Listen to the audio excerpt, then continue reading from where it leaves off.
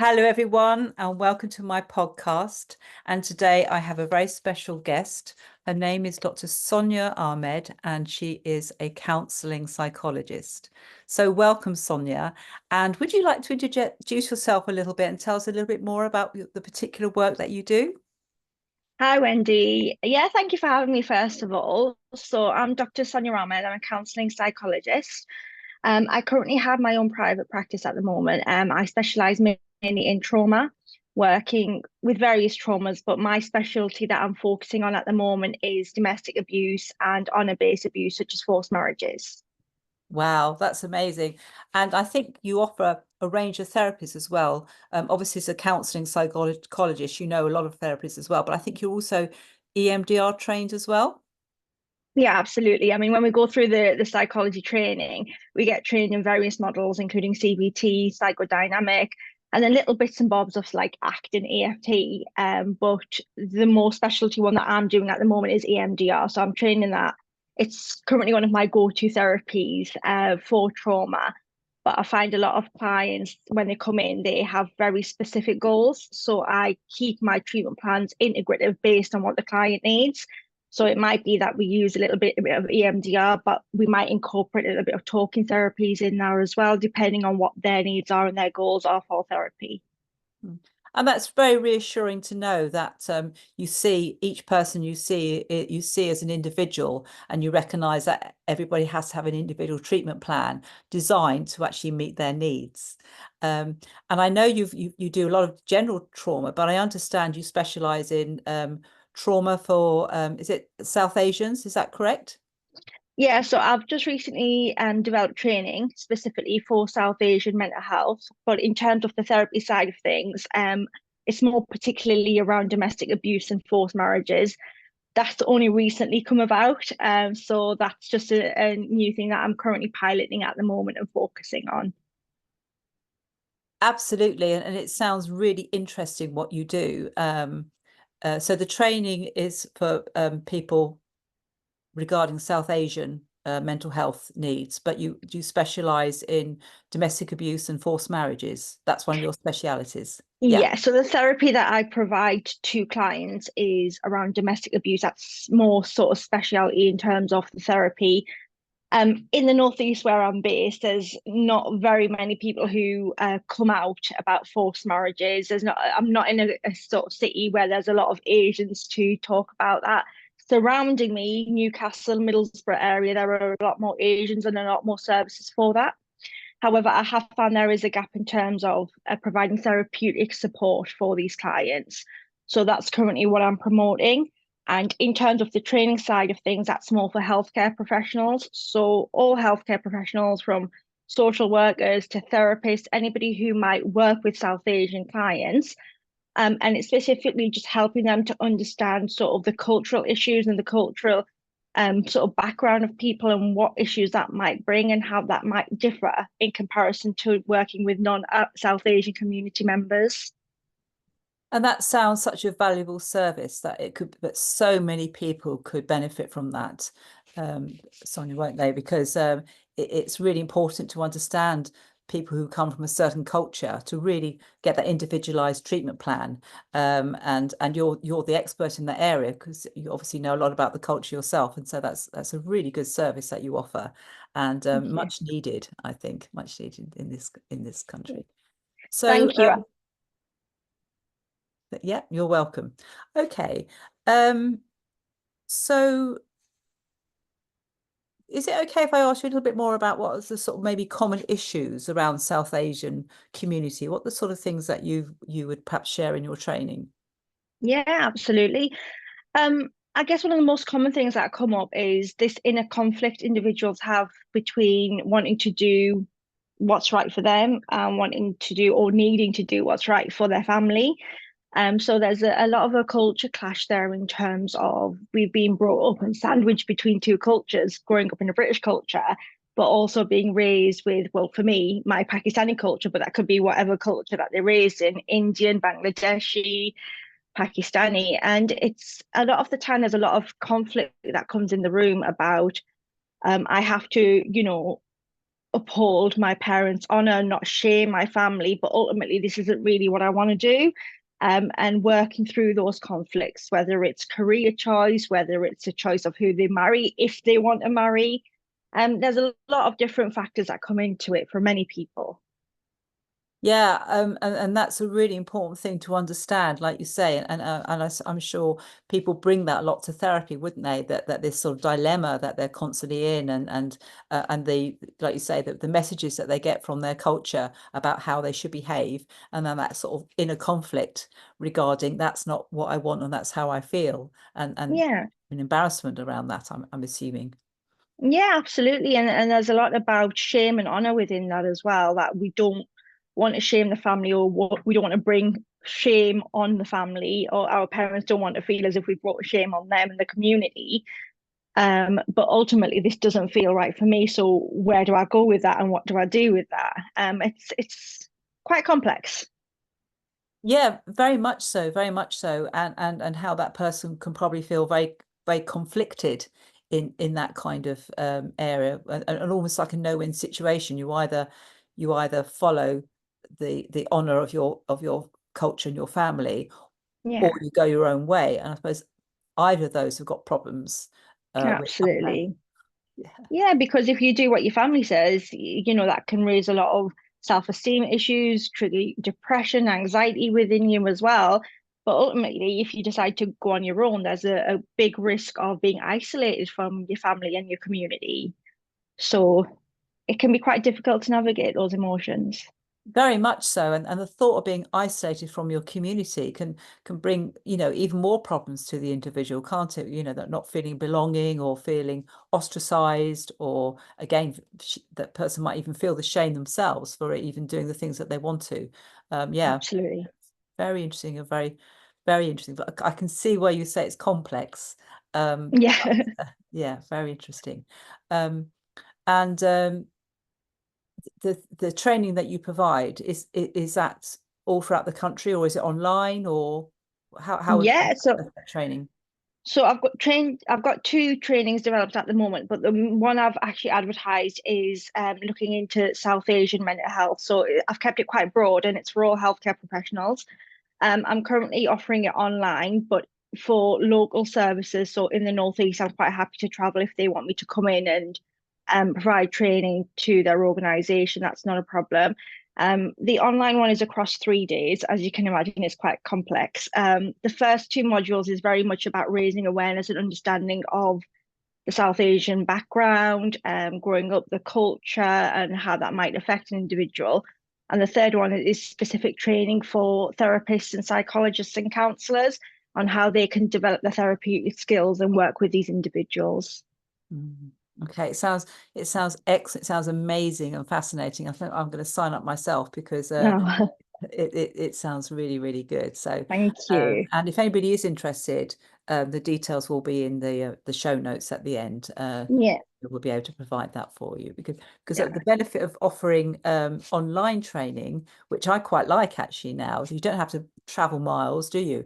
It's very accessible, and the whole country can now join in, can't they? So it's really good to access that specialized training, because Yeah, absolutely. It's there for everyone. That's why I sort of put it there online. It's currently running in October, but there's a few other dates that are coming up in next year that it will be running, that I'll be putting it out there for as well. okay, So looking forward to that. yeah, brilliant, brilliant. Okay. Um, and I suppose the nice thing about training being live is if you've got any particular questions you can ask, can't you? There might be specific. Sometimes it's still nice to have that kind of opportunity to ask your questions on various experiences, and you being the expert in that area, that will be a very good thing to do. So thank you Yeah, for that, absolutely. Sonia. No That's really problem. good. Okay. So that's the South Asian training, but of course you are a very experienced counselling psychologist as well. And so can you tell me a little bit more about, your treatment there, what sort of problems you have there? Again, I think you said you specialise a bit in domestic abuse there. Can you tell me just a little bit more about what you do there? Yeah, absolutely. So I provide, like I say, I've put it out there as a trauma therapist, but you get various issues that come through the door. Although I may have specialised in domestic abuse, there's various issues that come through into therapy, whether it's somebody who's been in a road traffic accident, whether it's somebody who's currently going through a really difficult relationship. In terms of the domestic abuse side of things, I work with clients who are either currently in a domestic abusive relationship and are in a stage where they feel ready to leave that relationship, but they don't know how to do it and want support to do that, or that they're just becoming aware that actually their partner is abusive. Because when you're in that sort of relationship, sometimes you're not even aware that that is abuse, what you're going through. Particularly if it's emotional abuse, it's not always visible. And perpetrators quite know quite well how to hide behind the scenes and manipulate victims.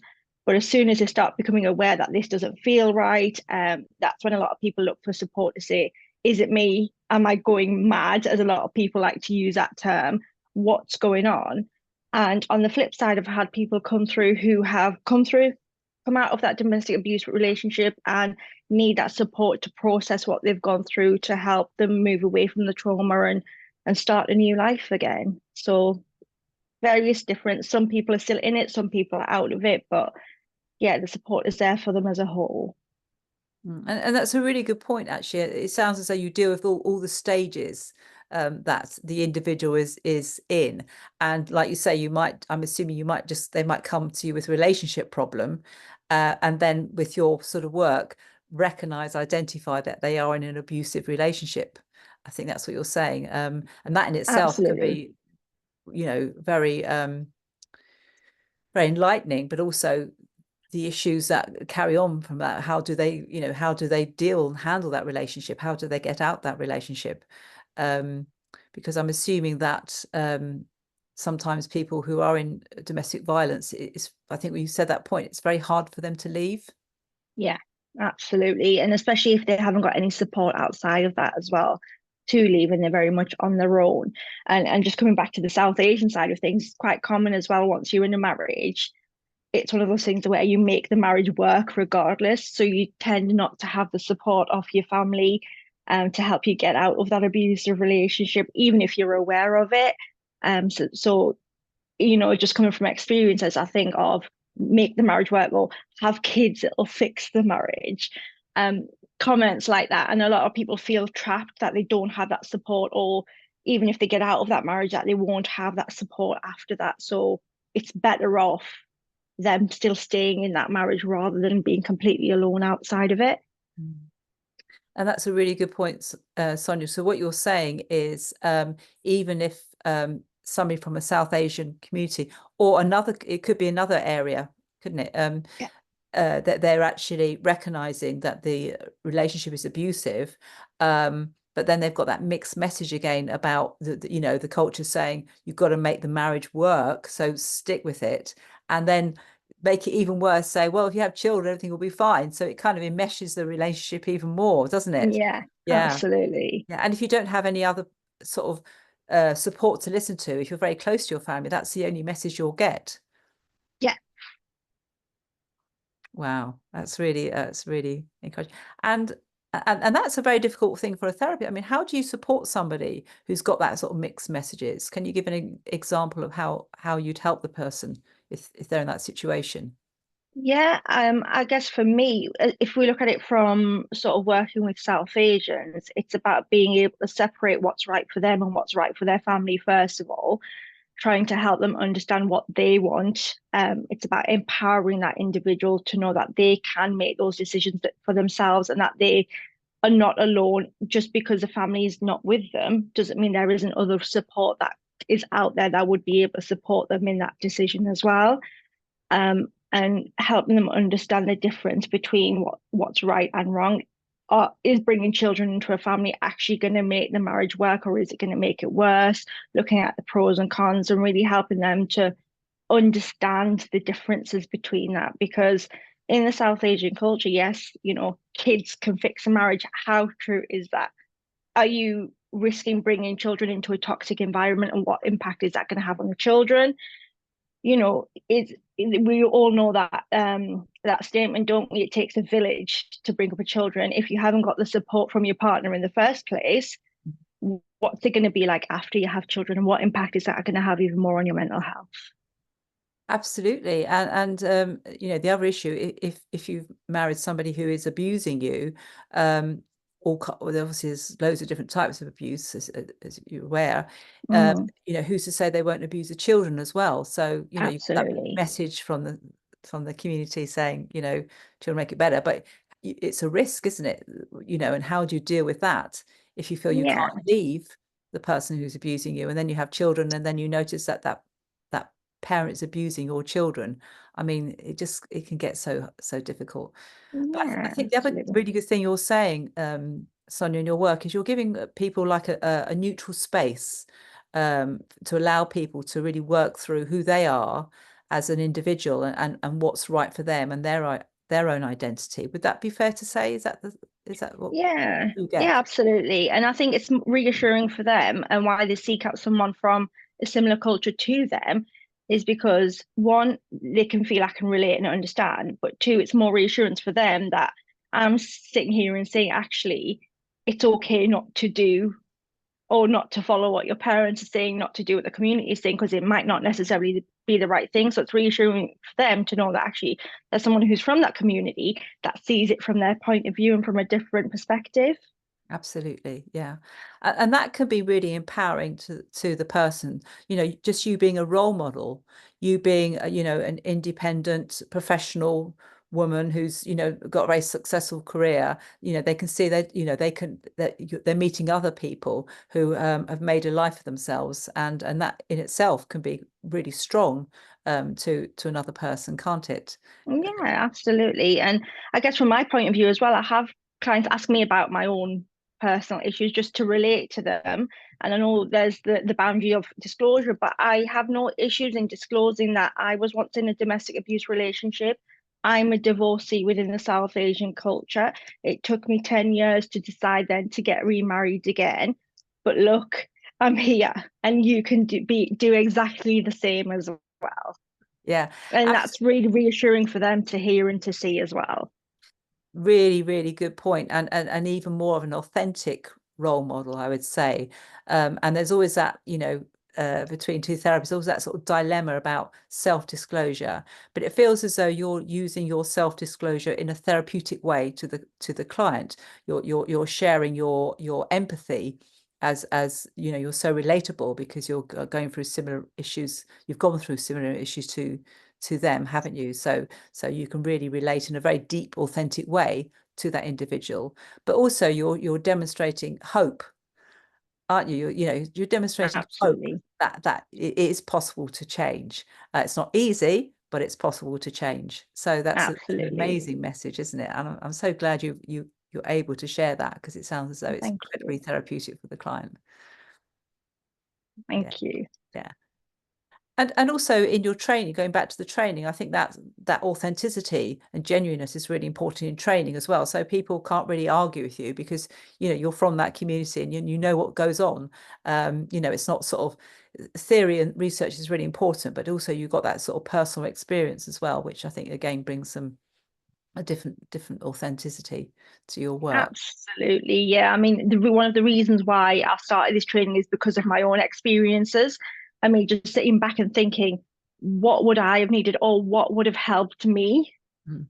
back then when I was younger, get me to a better place quite soon. It's took a lot of sort of personal healing and personal work. And obviously through our doctorate, we go through personal therapy, which helped a lot. Yeah. But it made me sit and reflect what would have helped me beforehand. And that's one of the reasons why I've started this training, because I think there's that dilemma of South Asians wanting somebody from a different culture so that if they feel as if it's confidential and that they don't feel as if it's going to get out there in the community. But on the flip side, they want someone who's able to understand the culture and the religion and the background as well.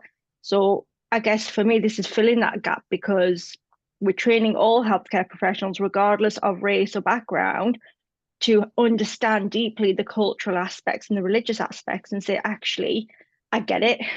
and you can talk to me. And just because not South Asian doesn't mean I don't understand. So it's kind of giving them what they need, a best of both worlds, I guess. Mm.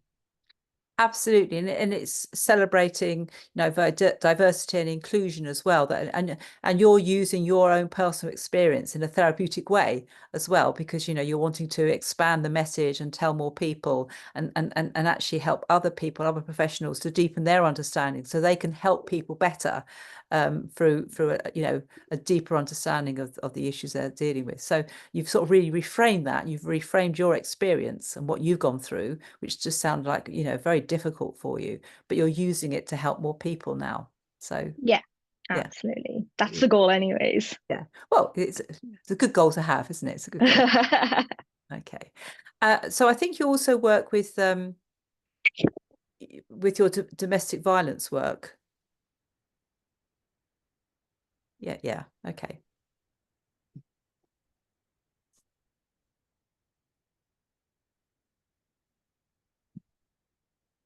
No problem. Right, I've just put a little clap in it, because there would have been a gap there. No problem at all. Sorry. Technology It again. just slipped out. It's all right. It's no problem. Okay, so we've just stopped recording for a little while. Yeah. To do that. I thought it was the best thing to do. Yeah, great. Okay, Sonia, all fine. Yeah, good to go. Yeah, good. Okay, so going to clap again. Where was I? Domestic violence, I think you Yeah, I were was about going to to go ask. back to all cultures, wasn't I? Yeah, Yeah. okay. So Sonia, going back to the domestic violence again, I know you specialise obviously in Asian culture, South Asian culture, but I suppose you see people from all different cultures as well, in your domestic violence work. So I suppose if people wanted to actually see you for domestic violence, they would be able to get in touch with you via your website or Yeah. something like that. And again, I'm assuming because you provide online services, anybody in the country could access that service. So they want to see a specialist in domestic violence, then that's how they would get in contact with you. Yeah, absolutely. Yeah, my website's psychologist.com. It's open to everyone. I don't think I've specified on there that online work is available, but online work is definitely available. So I'm open to face and online if you want to work with me. Mm, mm. Okay, that's great. Um, Anything else on domestic violence? Any other sort of things you can share which you've worked with clients that sort of like to help people to perhaps cope with it or to seek help even? Anything more on Mm. domestic violence you can add? I guess what I would like to say is when it comes to domestic abuse, you don't have to wait until you're out of the relationship to seek help. Even if it's a case of where you just want to come and you just want to talk about how you're feeling and how the relationship's making you feel, and you don't feel it's the right time to leave or you don't want to leave, it's okay. Mm. We as therapists are here to support you, here to empower you in whatever decisions that you want to make. We're not here to make those decisions for you. I think a lot of people don't have that safe space to be able to talk about how things are in that relationship because they're scared that it might go to the police or we might intervene in any way. The only time we would intervene is if there is an immediate risk. However, if you feel as if you need a space where you just want to talk about things and you're not ready to leave that relationship or you don't feel as if you're at the stage where you could, that's okay as well. And I'm just recalling a discussion I had with a previous therapist about domestic violence support, where she says a lot of the therapy support is there for people who have come out of an abusive relationship, but not necessarily for people who are still in it. Mm. And we had a really good discussion about actually they're probably the people that need a lot of the support more, just because they're at that stage where they're contemplating Yeah. whether or not the relationship is right, and they need that guidance and that support to help them to decide whether or not it's the right time and the right place to decide to leave that relationship. So you could potentially be the reason why they get out of that relationship. So support needs to be there for the people that are in it, not just for the people who are out of that relationship. Mm. Yeah, it's a really good point. And also, I'm just wondering whether you work with people who might come and say, I've got a relationship problem. So there's a problem in the relationship. Like you said, they won't necessarily name it as domestic abuse or domestic violence, but they'll just say, I've got a problem. And I suppose it gives them that space just to explore what the problem is and if anything can be done about the problem, or then to say, to actually identify, as you said earlier, whether the problem is actually this is a toxic relationship or unhelpful relationship. So Absolutely. And not even necessarily a relationship problem. I've had people who've come with, I'm feeling depressed or I'm really yeah. anxious all the time. Mm, A toxic relationship, an abusive relationship can be masked by so many things that's mm, going on for the individual, that they don't even might not even recognize it straight away, particularly as I say, if it's like financial abuse or emotional abuse. Physical abuse, yes, you can see the scars, yes, it's very visible, but with emotional abuse, sometimes it's so hidden that they don't even realize it's happening to them. yeah. So it could be Mm, that they come with low self-esteem issues or depression or anxiety or eating problems, whatever it might be. That might be sort of the symptoms from an underlying cause of an abusive relationship. And mm. that gets explored in therapy, we work through it, and then they're able to recognize it. Yeah, that's a really good point, isn't it? So yes, that they might not come with that as a immediate problem, not even a relationship problem. It could be like anxiety, depression, or low self-esteem. But by working with you, because you've sort of got uh, those feelers out, you could then ask some questions about the relationship and see that if there's something there to work on. So that's really useful to know. So yeah, they might be totally unaware that they're in a problem relationship. That's really good, Absolutely. isn't it? Yeah, that's really good. Okay. And I think also the other area that you specialize in is if there's a forced marriage. Yeah. Uh, is that okay? And I mean, are you okay to tell us a little bit more about your work there and how you help people in that situation? Yeah, absolutely. So I just got in contact with a few organisations that support forced marriage survivors. And one thing that I noticed is there is the lack of therapeutic support for them. So I'm currently developing another training which is on forced marriage and arranged marriages. But with forced marriages, the domestic abuse starts at home by family members, by parents. And when we think of domestic abuse, we automatically think of the partner as being the perpetrator. When it comes to forced marriages, it often begins at home. You're being forced into a marriage. You're not allowed to give consent to that marriage. You don't have a choice. You have to marry that person. And often that comes with a lot of emotional abuse from parents, from family members, and potentially even domestic abuse. And we've seen cases where it's led to murder, sadly, as well, honor-based abuse. So I'm currently putting sort of feelers out there to say, you know what, I'm here if you've been in a forced marriage, if you are in a forced marriage, I'm here to support you through that. Yeah, and it's a very good point you've made. When we talk about domestic violence or domestic abuse, you often think of it as in a partnership situation, but you've winded it right out there to the community, or what you're saying, even before the forced marriage happens, there's kind of like a pre abuse there, which again the individual client might not even be aware of, or might feel it, I suppose, or Yeah, again they're sort of, I suppose they're told a story about this is right for you, or you have to do this, or whatever, this is yeah, the way we do things in your culture, and if you don't do it then you've shamed us. So all that kind of sort of messages that people get, that then they fall into that situation, and then obviously feel incredibly trapped. Yeah. absolutely. Yeah. And then the risk of being abused within that marriage is a lot higher for individuals who get forced into a marriage as well. So, And I also, correct me if I'm wrong, I also hear stories where people who live in England will actually be sent back to their country to be married. Is that something that happens a few times? Have you come across that?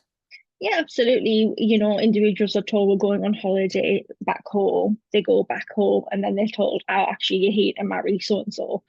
And then they have no choice. They're trapped. They're in a completely different country. They have no way of getting out of it. Or it might be that they know that they're going back to their country to get married, but they have no choice in that. Mm, mm. And often they're quite, is it quite common they're quite young? when this happens? Is it sort of like, is there an age, sort of an average age where this might happen to somebody? I'm assuming it's more of a female thing that they get into a forced marriage. Um, It's known to be more female, but it's surprising how many males actually get forced into a marriage as well. So that's not discussed a lot. When we think about forced marriages, we do focus on females, but actually there are a lot of males that do get forced. A client I currently have now, he's 9 years into a marriage, and he was forced to go to India and marry someone that his parents wanted him to marry, and now he's at the position where he doesn't want to be in that marriage anymore, but he feels trapped. So it doesn't get talked about as much, but yeah, really good it does point. happen Yeah, to males. Yeah, yeah, yeah. absolutely. And I'm seeing that come through more and more actually. More people are opening up about it because more people are starting to recognize what a forced marriage actually is. Mm, And I know I've gone off on a little tangent, I do apologize, but a lot of times people get confused between arranged marriages and forced mm, marriages, but there's a fine line and they do interlink as well.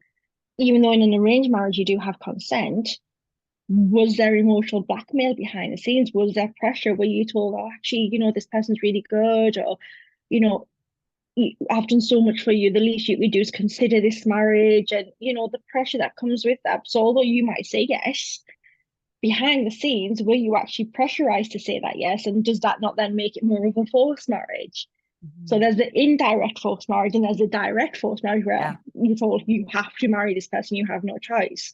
Mm, So yeah, there's a lot of hidden messages behind the scenes that sometimes individuals are told that they don't realize is a forced marriage, but mm, actually this because they feel as if they've got the power to say yes and consent, that actually was my choice. mm. Was it really? Yeah, it's such a good point, and 2 points there. The fact it isn't, it happens to both genders, and also men are more prepared to come and talk about that, which is a good thing. It's a good sign that they're more able to open up. And I completely get what you're saying. You're saying that even arranged marriages can have a manipulation concept, and going back to the shame and honor, whether that's being used again, you have to honor our family. Oh, if you say no to this person, it'll be so much shame on our family, that kind of Yeah. comments. And so people feel obliged to say that. I'm just so that's a really good point. And I'm just wondering about the age thing again, whether it does happen to more younger people when they haven't quite fully formed their own identity. They're more compliant to follow the parents. Is there Yeah. an age thing there as well? That's what I forgot to say. I do apologize. That was what you asked before. In relation to the age thing, I think we're seeing more and more that it's more of a control element when it comes to forced marriages. So it's about parents feeling out of control and that the children are becoming more westernized and they need to somehow control their children and they control it through marriage. And if we think about the South Asian community, it's quite common that you raise your children, you get them educated, they have a good career, and marriage is automatically the next thing. For the old generation, that's just the next thing that they do. So, in terms of the age element, I see variations. I Mm, think it may be that, I've had some people that I know that have come straight out of school when they were 16. So, these are my own friends from my own experience that have then gone to Bangladesh and been told that they're going to get married. And that was just the norm and they were okay with it. They knew that was going to happen. And then for some, it was about, right, finish university and then we're going to get you married. And for some, it was, right, once you're in a career, once you're settled, right, the next thing is to get you married. And for some, it's about, okay, I can see that my daughter's starting to get out of control. She's becoming more westernized and we need to control that. So let's get her married. So that's sort of the solution for everything, I guess. So in terms of the age, it can vary, but I suppose yeah. the younger you are, the easier you are to control. Yes. So in that sense, I would say Yeah. it tends to be sort of earlier on. Mm. Yeah, and we both smiled when you said the end result is always marriage, isn't it? It's always like, that's what you do. You get married, Yeah, and no, none of the living together or anything like that. You get no, married.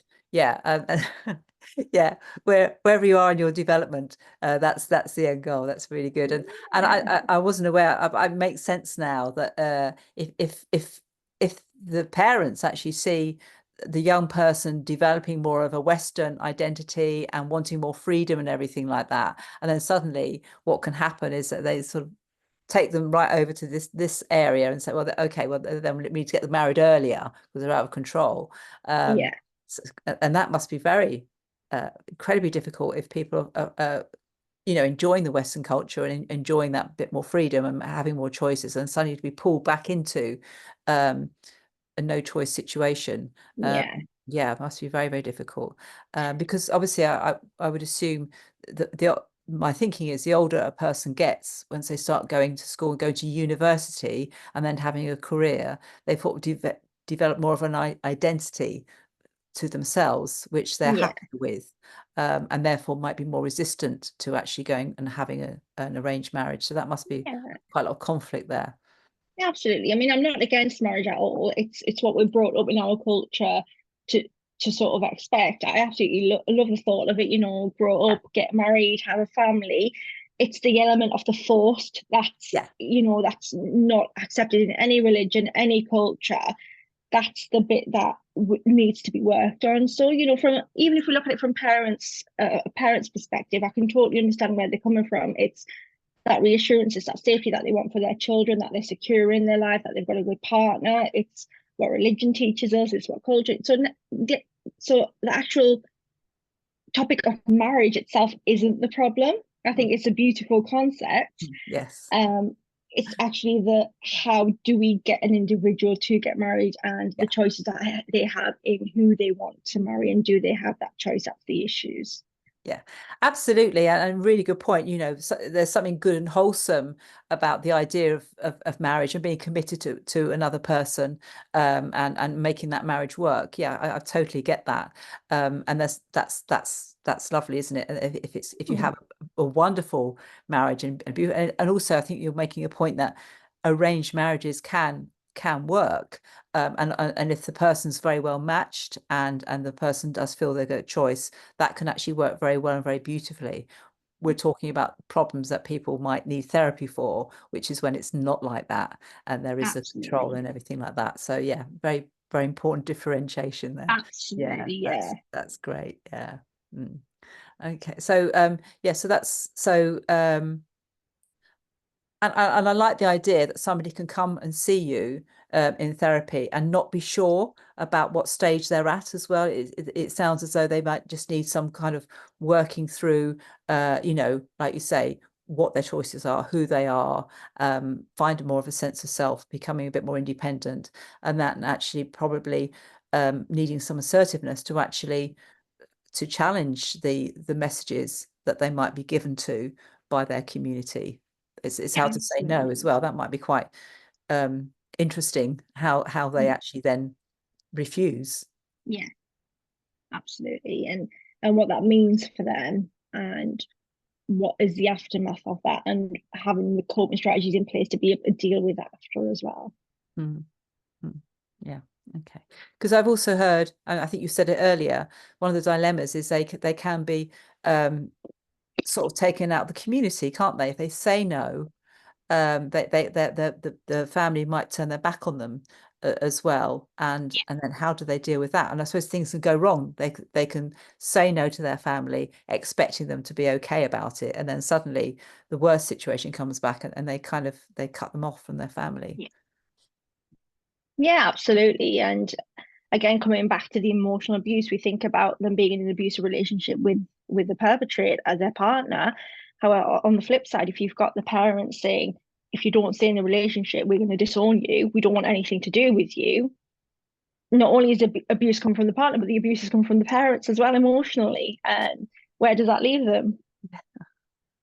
Yeah, oh gosh, a long time in therapy, I would say. Yeah, Needing a lot of absolutely. support. But I like the way Absolutely. you recommend other support as well. You're getting them to develop their own support system as well. That's really, really good. Yeah. And yeah, okay, that's really interesting. And just a little point, because you did go as far, and this is very serious. So obviously, is it can go to far, like honor killings. Yeah, They do exist, aren't they?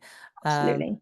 and have you had any experience of dealing with that sort of thing, Sonia? Or Not personally, no. but there's been a lot of things in the media, news. I do social media, so I currently promote self-help videos and talk about domestic abuse and forced marriages on TikTok and Instagram.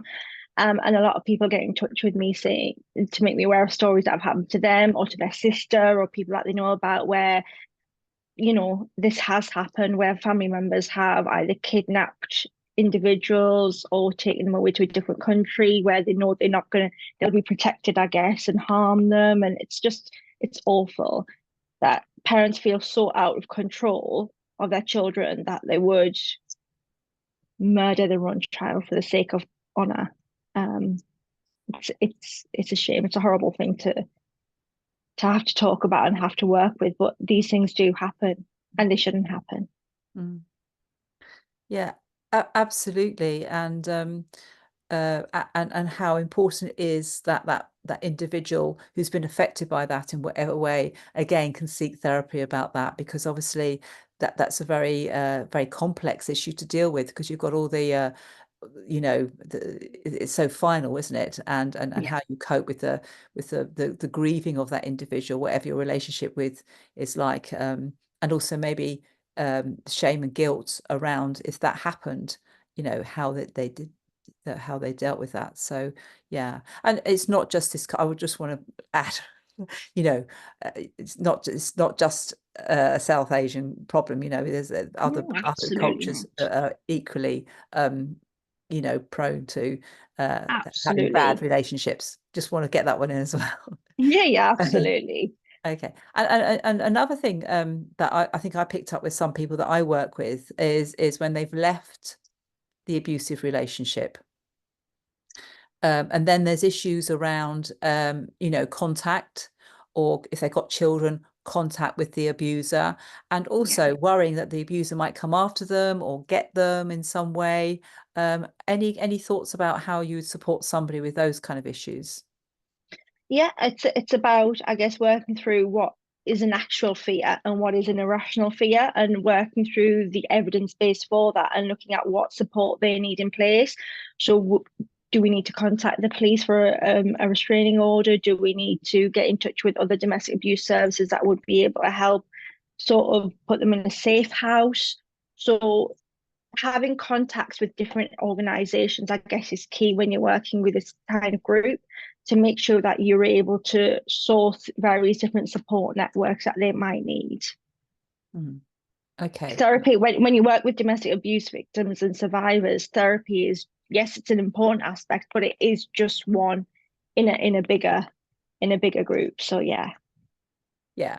So I think the point you're making is it's really important to have like joined up care, isn't it? And I suppose that would be with the consent of the client, that you Absolutely. would share the numbers with them, and and it's about providing a whole range of care and support around Yeah, the individual's needs. Yeah.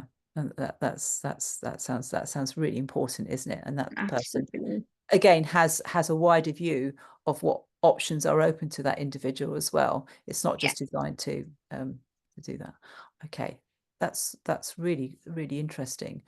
Any final thoughts or reflections on the work that you're doing, Sonia, that you think, if anybody, if you want to say anything to somebody who's feeling this way, is there anything you would say to them to encourage them I mean, to get therapy, or to even perhaps get some education around your social media? Could you just sort of Yeah, signpost? absolutely. So on TikTok and Instagram, Dr. Sonia Ahmed, and I talk a lot about various aspects of domestic abuse and forced marriage. I provide a lot of education around that, and I provide tools and techniques on, if you're feeling anxious or depressed, how to manage that as well. Because like we've talked about earlier, you might be in an abusive relationship, but also you might be feeling a certain way, whether it's depressed, anxious, low self-esteem. So I do provide tools and techniques on managing that. And what I would say to individuals is sometimes you just need someone to talk to. If you're in a relationship and you're scared of speaking out and talking because you think, oh, the police are going to get involved or I'm going to be taken away, that's not the case. If you don't want to file a report, you don't have to. Like we say, us as therapists, we have a duty of care. So obviously, if there's children involved, or if you feel you're at immediate risk at that time, then we would talk about it and we would look at disclosing it to authorities. However, if you feel that I just want to talk to someone without it going anywhere, just to have that safe space until I feel ready to take the step. That's what we're here for. It's completely confidential. Come and talk to a therapist, come and talk to a counsellor. At least you know you've got the support there. Mm. I think that's a really very important thing. So it sounds as though you offer a range of support, don't you? People can access information via your social media, Instagram and TikTok, you said, where they Yeah, can just sort of access sort of top tips and tools and techniques, which might help them up to a certain point. And then if they yeah, get to the point where they feel, I really do need, individualized support, then that's the point where they can come to therapy and you can sort of see them as well, and not to be to know it's a safe place, as you say, that they can talk to somebody who is who is neutral in the yeah. situation, but if necessary will access more services simply to support that individual to make sure that they are safe. Yeah. Yeah, and that's regardless of what stage they're at. Even if you're not aware you're in an abusive relationship, you're just feeling down, you're feeling low, and you want to speak to someone, come. Even if you're at the stage where you recognize that you're in an abusive relationship and you just want to talk about it and understand how you feel about it, talk to someone. If you're at the stage where you feel ready to leave that relationship and you don't know how to do it or what to do and what that means for you, talk. If you're out of that relationship, come and talk at any stage, regardless of what stage it is. If you need someone to talk to, seek support. Yeah. Mm. Yeah, a very good message, a very good message. So, Mm. Sonia, thank you so much for being on my podcast. It's been a very interesting topic, and you provided very useful information for individuals. So I really hope that they listen to this and actually get the help that they need. And is it okay if you just sort of just repeat how to get in touch with you again as well? It will be on the show notes, but just if at the end of the session, are you okay just to say how people get in touch with you? Yeah, absolutely. So my website is serenepsychology.com if you want therapy. I'm currently in the process of developing the other website for the training, which is southasiantrauma.com. But you can get in touch with me via email as well at info@serenepsychology.com and info@southasiantrauma.com. Okay, that's absolutely fine. As I said, that'll be written in the show notes if people want to sort of follow up on that. Okay, so Absolutely. thank you so much, Sonia, for all your wisdom that you've and your experience that you shared today. It's been really delightful to interview you, and fascinating subject as well. And thank you everyone for listening. And thank you for having me. You're welcome.